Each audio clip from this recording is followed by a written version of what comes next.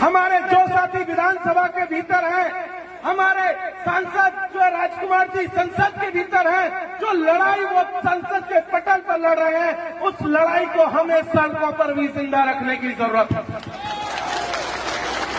उनकी ताकत हम लोग हैं और हमारी ताकत वो लोग हैं, क्योंकि प्रस्ताव हम लोग यहां से भेजेंगे। अभी मंत्री जी कह रहे थे कि ऐसा कोई प्रस्ताव सरकार नहीं भेजेगी, तो मंत्री जी आपको बता देते हैं कि आपके हाथ में कुछ नहीं है। प्रस्ताव मानगढ़ की जमीन से जाएगा और आपको मानना पड़ेगा। अभी तो सिर्फ 4 हैं विधानसभाओं के भीतर, 1 आदमी संसद के भीतर है। और अब जब यह हालत है तो आने वाले दिनों में जब संसद में हमारे और लोग होंगे, विधानसभाओं में जब हमारे और लोग होंगे, तुमको क्या तुम्हारा बाप भी मानेगा।